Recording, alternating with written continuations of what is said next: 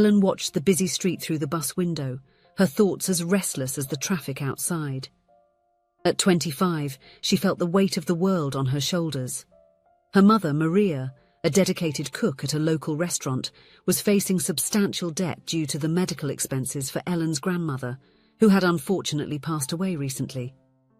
To make matters worse, Ellen had just lost her job due to the bankruptcy of the company she worked for, a victim of the economic crisis that plagued the region. The bus stopped and Ellen got off, her heavy steps reflecting the discouragement she felt after yet another unsuccessful job interview. She decided to take a shortcut through the city park, hoping the green and quiet surroundings could calm her restless mind and perhaps inspire some solution to her problems. The park was quiet that autumn afternoon. Ellen walked distractedly when her eyes caught the solitary figure of a girl near the duck pond.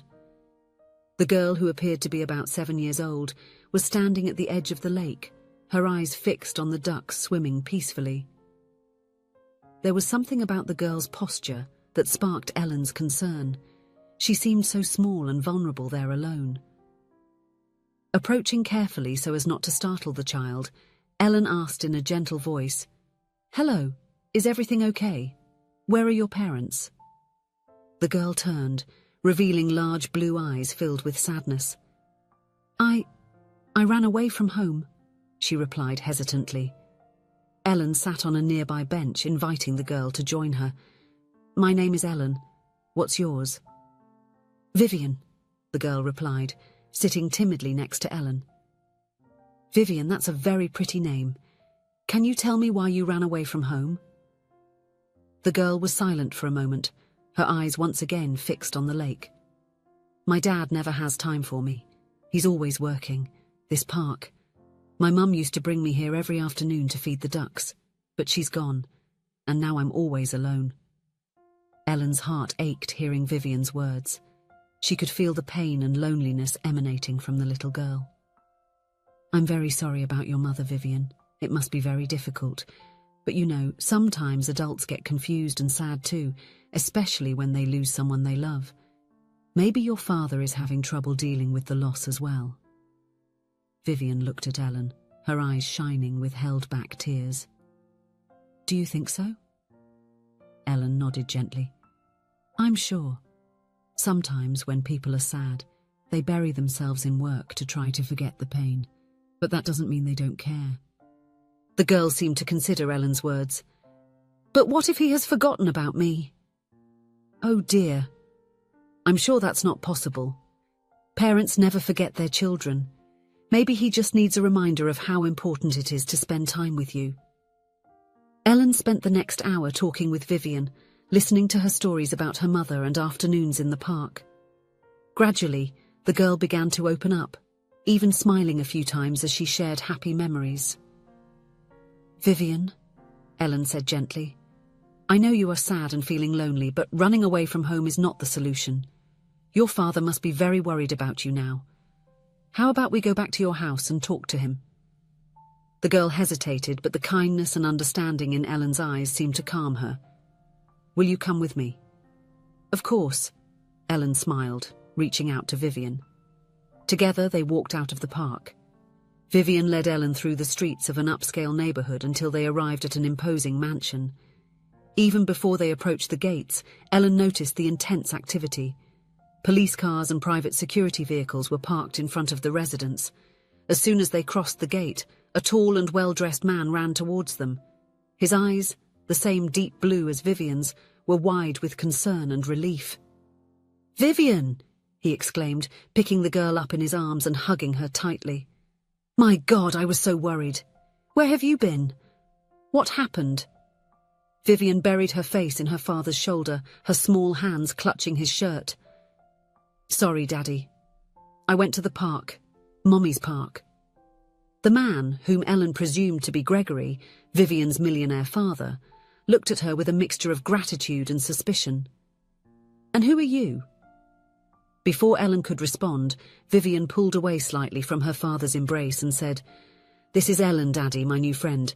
She found me in the park and convinced me to come back home. She's really nice."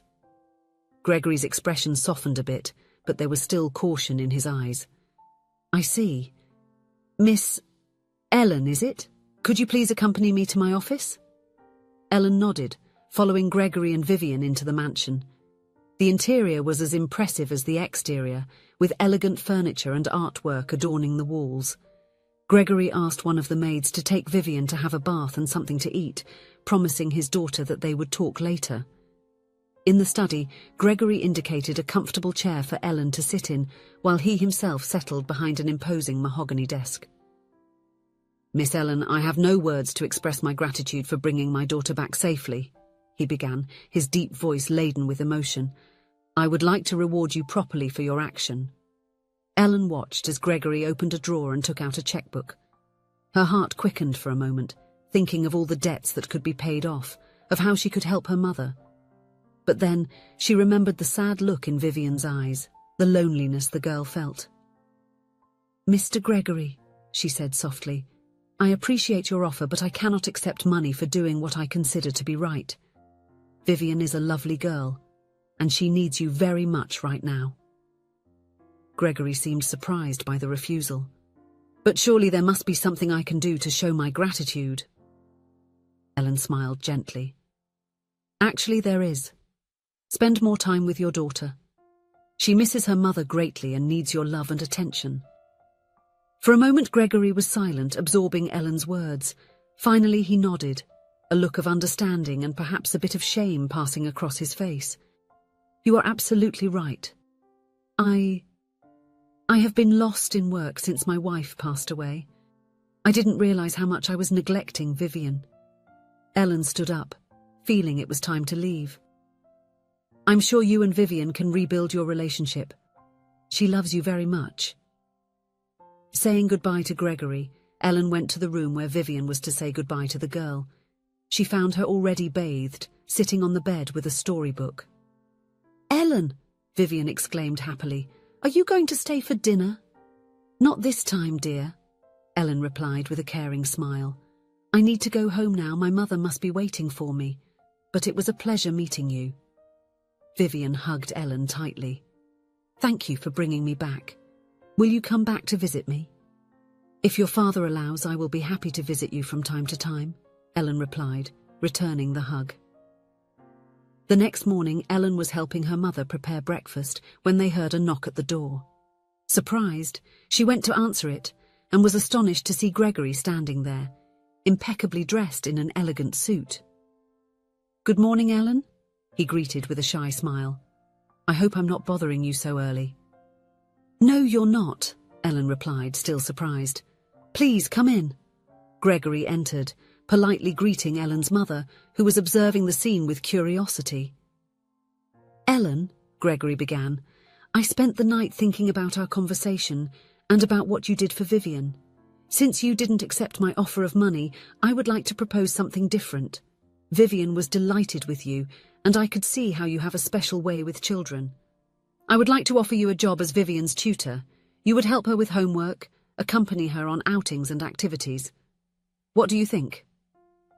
Ellen was speechless for a moment, looking from Gregory to her mother, who smiled encouragingly. I would love to," she finally replied, "but I'm sure there are people more qualified." Gregory shook his head. "You've shown exactly the qualities I'm looking for: compassion, patience, and the ability to connect with Vivian. The rest we can provide with training if necessary." And so, Ellen began her new journey as Vivian's tutor. The days that followed were full of discoveries and joys. Ellen helped Vivian with her lessons, but also took her for walks in the park, visits to museums, and explorations around the city. Gradually, the sadness in the girl's eyes was replaced by a sparkle of curiosity and excitement. With the new job, Ellen was able to help her mother pay off the accumulated debts, bringing relief and hope to her own family. But more than that, she found a purpose that went beyond financial gain. As the months passed, the mansion that once seemed cold and empty began to come to life. Vivian's laughter echoed through the halls, and even Gregory started spending more time at home. Ellen noticed how he made a conscious effort to be present at meals, help Vivian with school projects, and participate in games and playtime. One day, while Ellen and Vivian were painting in the garden, Gregory joined them, rolling up the sleeves of his expensive shirt and picking up a brush. The smile on Vivian's face when she saw her father join them was something Ellen would never forget. As time passed, Ellen began to notice subtle changes in her interaction with Gregory. What was once a strictly professional relationship began to transform into something warmer, closer to a friendship. They shared knowing smiles when Vivian said something funny, exchanged opinions about the girls' progress, and sometimes stayed talking long after Vivian went to bed. Ellen found herself admiring Gregory's dedication to rebuilding his relationship with his daughter. He was no longer just the distant millionaire she had known at first. Now she saw a loving father, a man committed to doing his best for his family. In turn, Gregory began to see Ellen in a new light. He admired her intelligence, her kindness, and the way she had brought joy back into Vivian's life, and into his own life. Often he found himself watching Ellen interact with Vivian, feeling a wave of gratitude and something more, something he didn't dare to name yet. As a year passed, the feelings between Ellen and Gregory continued to grow, although neither dared to admit it. There were glances that lasted a bit longer than necessary, casual touches that sent shivers across their skin, and conversations that stretched into the night, revealing shared dreams and fears. It was on a sunny spring afternoon that Gregory finally found the courage to address his feelings. But before talking to Ellen, he knew he needed to speak with the most important person in his life, Vivian. He found his daughter in her room, surrounded by books and toys. "Vivian, sweetheart, can I talk to you for a minute?" The girl looked up with a bright smile. "Of course, Daddy." Gregory sat on the bed next to her, his heart beating a little faster than usual. "Sweetheart, you know I love you more than anything in this world, don't you?" Vivian nodded, her blue eyes full of affection. "I know, Daddy. I love you too. And you know that no one could ever replace your mother in our hearts, right?" The girl became serious for a moment before nodding again. "Yes, I know. Mum will always be here," she said, placing her hand over her heart. Gregory smiled, moved by the wisdom of his little one. "That's right, my love. But you know, sometimes our hearts have room to love other people too. What do you think of Ellen?" Vivian's face lit up at the mention of Ellen's name.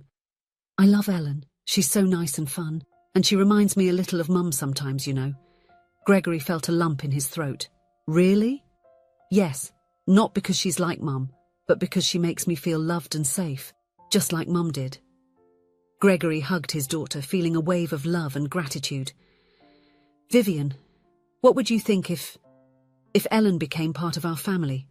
Not just as your tutor, but as my partner?" Vivian was silent for a moment, her eyes wide with surprise. Then, to Gregory's relief, a huge smile spread across her face. "Really, Dad? Ellen will be in our lives forever?" Gregory laughed, relieved.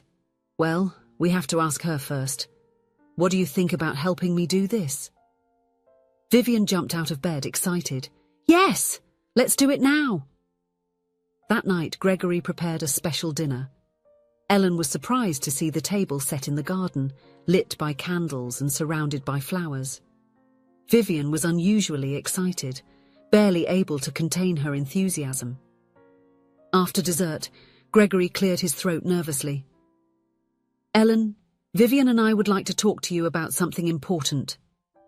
Ellen looked at the two of them, curious and a little apprehensive. "Sure, what is it?" Gregory took Vivian's hand, who was grinning from ear to ear. "Ellen, this past year has been incredible. You have brought light back into our lives in a way I never imagined possible. Vivian adores you, and I found myself falling in love with you too." Ellen was speechless, her heart racing. Gregory continued, "We don't want you to just be an employee.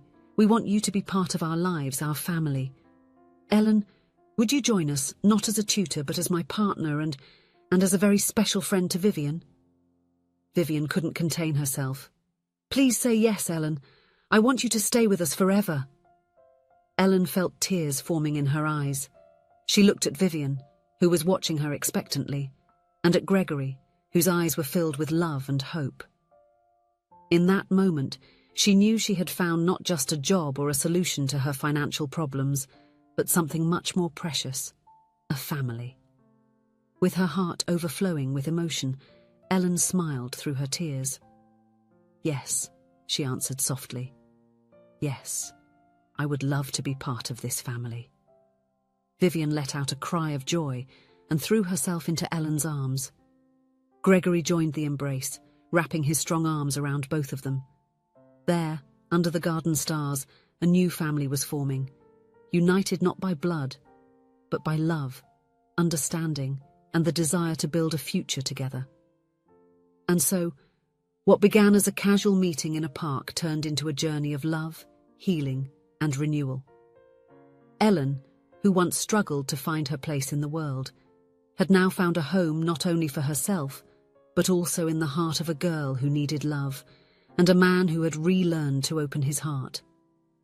And all this because Ellen chose to listen to her heart and reach out to a lonely girl in a park, proving that sometimes the greatest treasures in life are found in the simplest acts of kindness and understanding. If you enjoyed the story, please leave a comment with a rating from 1 to 5 to show how much you liked it. Also, watch the video that is now appearing on your screen. See you soon.